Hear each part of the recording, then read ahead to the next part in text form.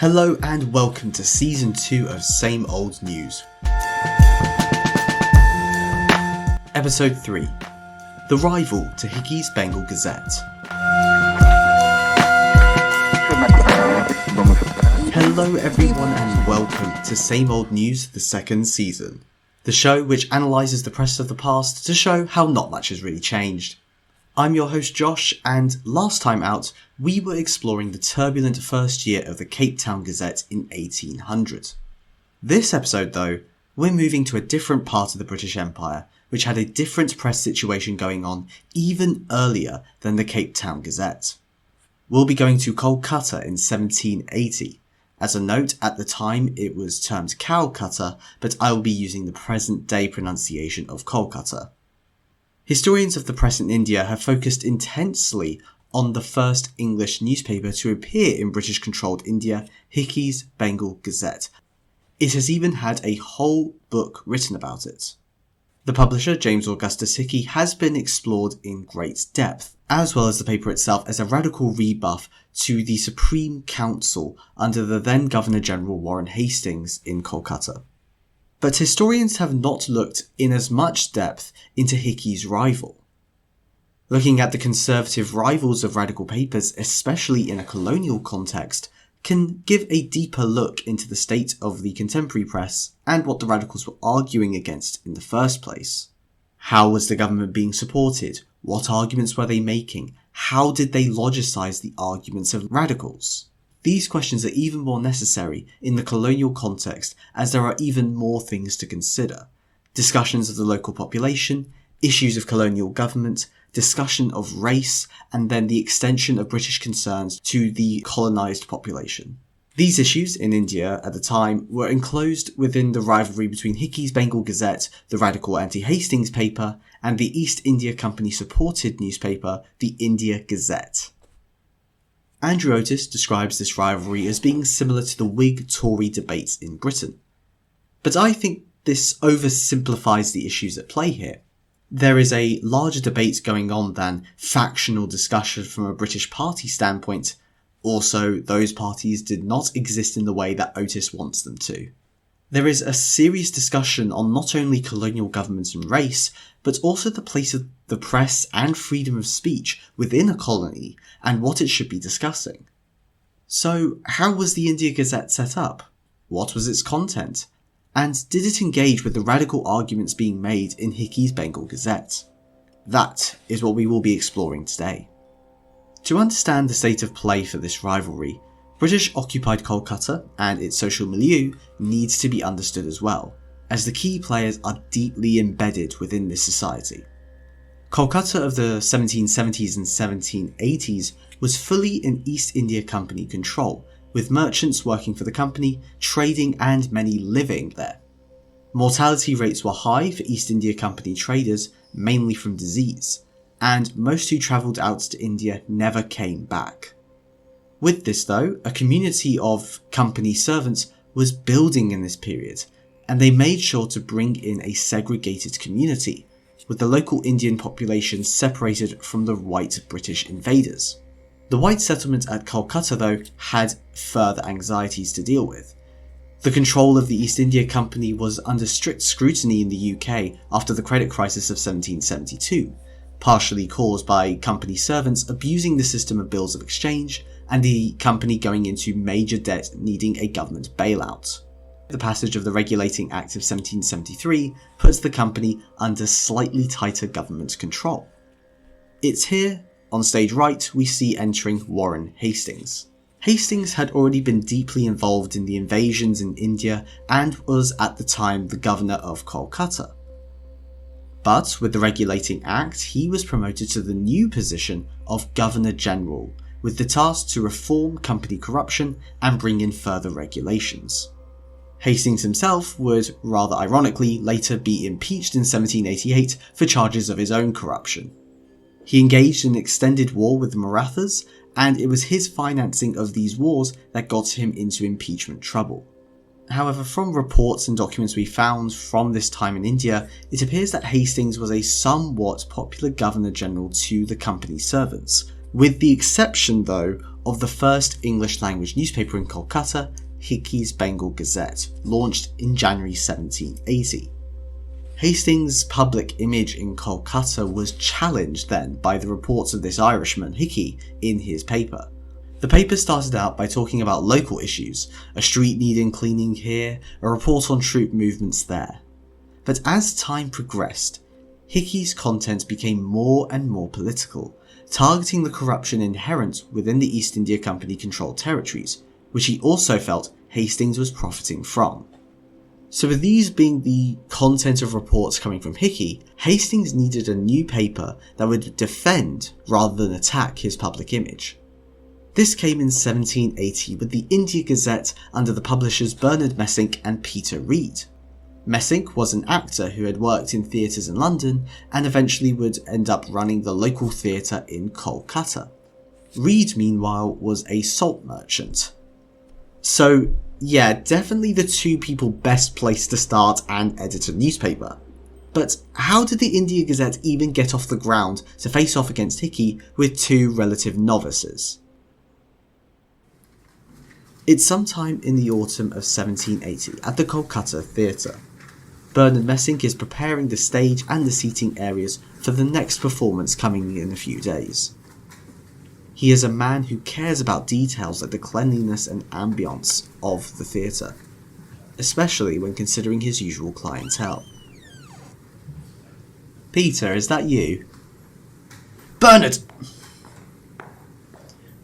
I would say I've been looking for you, but I should have known you would be here.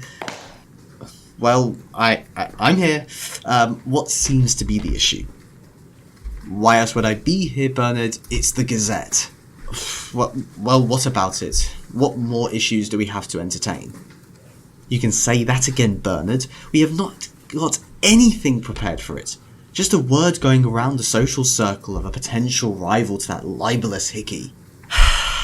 Well, Peter, we haven't got the money to acquire the things we need, most especially the typesets.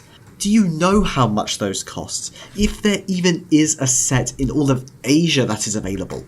That Reverend Kiernander had a set, but Hicky's got it now. My thoughts exactly. But I have heard that they are rented to Hicky, not outright sold. We could take advantage of that and purchase them off of Kiernander.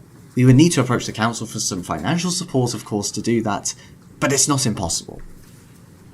Well, I am not against that, Peter, but what will the council do for us?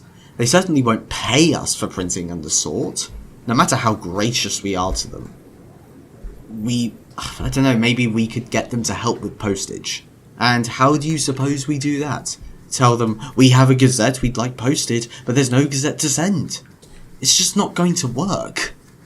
Patience, Peter, patience. Mr. Hastings is meant to be coming to one of the performances next week. I can approach him then and explain the situation. He can suggest potential remedies that we are not thinking of at this moment, when we are both not thinking correctly. Fine. But this better work, Bernard. Otherwise that Gazette won't even make it to the first edition at this present rate. Just put on a good show for Mr. Hastings. You'll need to be in his good books if we want to stand a chance at this printing business.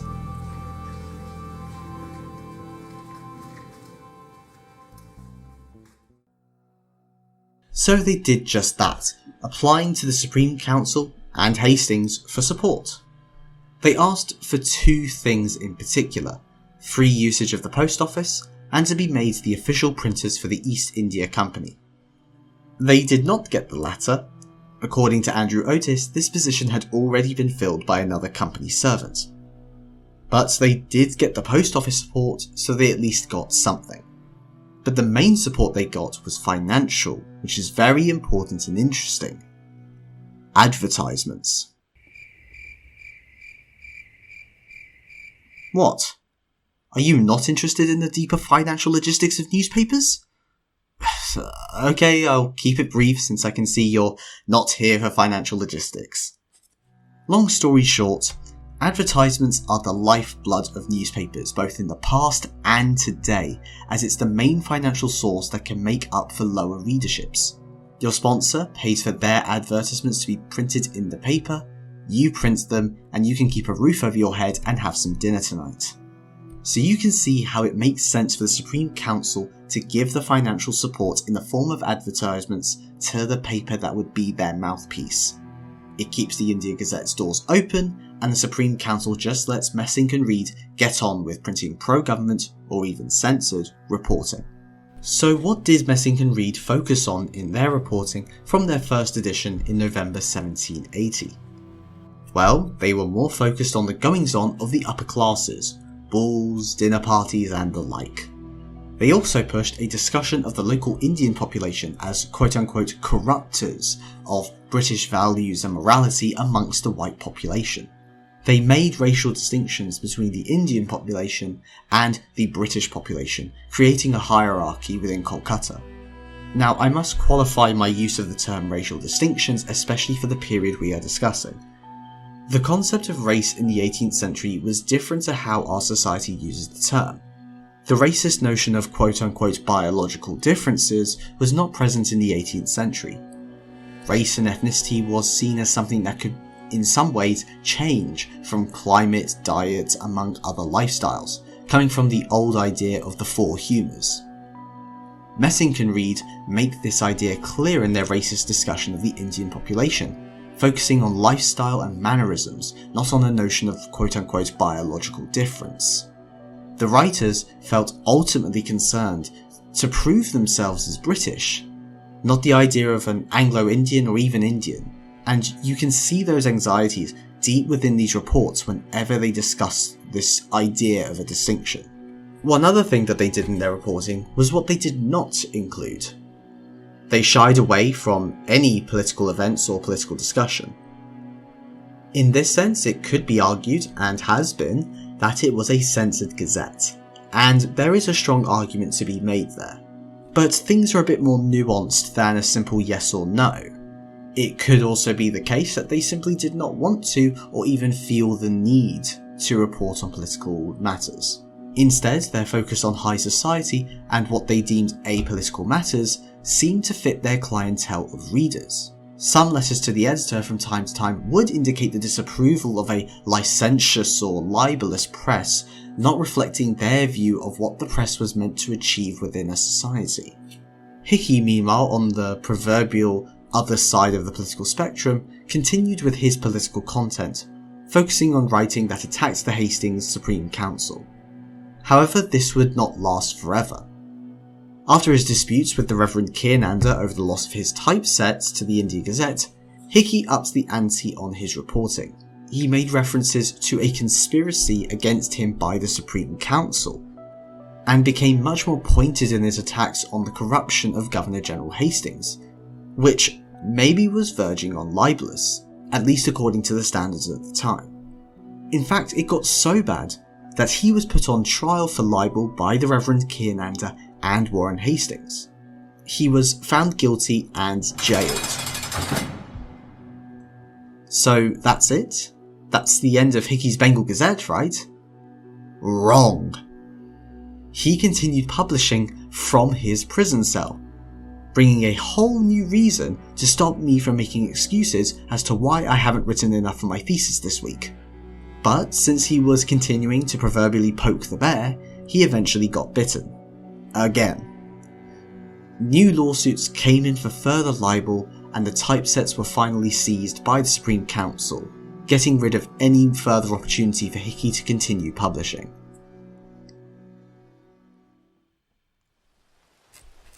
It's March 1782, in the offices of the Kolkata Theatre, the base of the India Gazette. Bernard Messing is going through his normal daily business running the theatre, as well as the newspaper. In this time, Peter Reid has actually left the publication, so Messing is running this on his own. meaning the workload is even higher.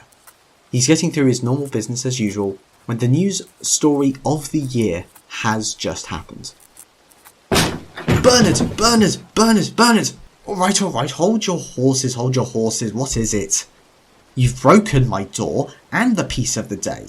What could possibly be so important as to do both of those things? It's Mr. Hicky, Bernard. It's Mr. Hicky. The Supreme Council have shut his newspaper. They have seized his typeset. Everything. What? How? I don't know how. I've only just discovered this and I've ran straight to you. This is amazing news, Bernard. It's amazing. Well, they're going to deport him then, aren't they? It seems serious enough to maybe warrant that. Bernard, does it matter? Does it matter? With this, the Bengal Gazette is gone. It's no more. A fair point. Okay, I get it. We will need to cancel much of what we had planned for our next edition of the paper. This certainly takes precedent. Get some of our good friends to write some letters for the paper on this marvellous occurrence. I might even write something. Well, indeed, Mr. Messink, I shall leave you to your business. Many thanks. I tell you to close the door on your way out, but I'll need some new hinges. Thank you.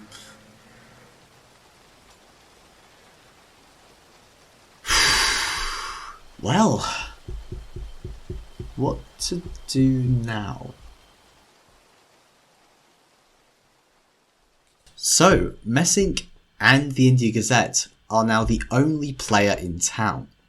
His rival had just been forcibly removed with the help of the government that he was backing. And he did not hide his pleasure at this news.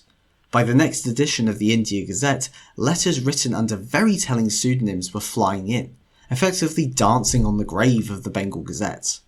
They would label its loss as a good thing for the prevention of libel, slander and similar vices, such as these following reports. I may be asked my motives for taking up the pen. I am free to declare them. The character of a libeller is grown a very common one in India, and whatever veneration may be due to that palladium, the liberty of the press, the abuse of its benefits calls aloud for the pruning hand of authority.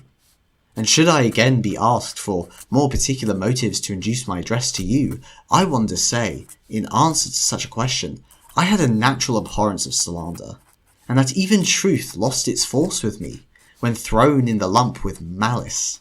That when anonymous writers busied themselves in the abuse of particular persons, when they attacked the men and not their vices, notwithstanding the pretense of disinterested public zeal to other designs than those of interest and revenge, their hearts were strangers. Permit me yet to offer some reflections which may enable us to form a judgment just and equitable on the conduct of an accuser and the argument of his accusation, having first allowed him grounds for his inquiry. I would require his pen to preserve decency and good manners, that he should chastise vice, expose folly, and combat error, rather than aim his shafts at any particular scandal or private misfortune. I would lay an obligation upon him, which becomes every writer in the cause of truth, that he be disinterested. I offer my services under the signature of Logan, the friend of white men. Dear Sir, I send you some reflections upon scandal, a very prevailing passion in Calcutta. By giving them a place in your useful paper, you will oblige. He that delivers himself up to guess and conjecture runs a great hazard, for there can be no suspicion without some probable ground, so that, without much candour and simplicity, and making the best of everything, there is no living in society with mankind. Some things that offend us we have by report, others we see or hear. In the first case, we should not be too credulous. Some people frame stories that they may deceive us. Others again only tell what they hear, and consequently are deceived themselves. There are some that would part the dearest friends in the world, others to do mischief, and stand aloof to see what comes of it. The publisher of Scandal is more or less odious to mankind and criminal in himself when he is influenced, either from an ill will to mankind, a private inclination to make ourselves esteemed, an ostentation of wit, a vanity of being thought in the secrets of the world, or from a desire of gratifying any of those dispositions of mind in the persons with whom we converse. But whatever may be the occasion of spreading false reports, we ought to consider that the effect of them is equally prejudicial and pernicious to the person at whom they are aimed. I am yours, a subscriber. So, what is there to understand here with this short-lived rivalry that lasted barely 2 years? Quite a lot, actually. Those letters to the editor made veiled jabs at the reporting of Hicky's Bengal Gazette. The notion of a pro-government paper can actually be a paper that simply avoids politics in most cases, choosing instead to focus on culture and society. It runs a tight line with censorship, but comes across as though it was an active choice by Messing and Reid, obviously with some exceptions, as those letters indicated when Hicky was shut down. Those letters show a deeper political consciousness within Kolkata at this time, where discussions of licentiousness, as opposed to the liberty of the press or just the place of the press in general, were present. But this rivalry also indicates the conservative mindset in colonial settings.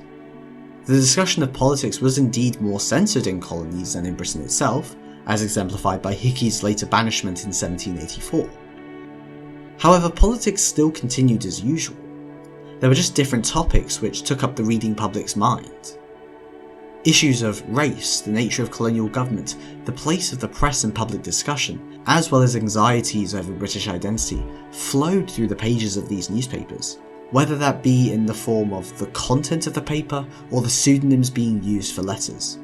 Even in a censored pro-government paper, political ideas, personal animosity and ideology still worked their way into the pages of both Hicky's Bengal Gazette and the India Gazette. The rivalry itself, and who was backing the India Gazette against James Augustus Hicky, made this unavoidable.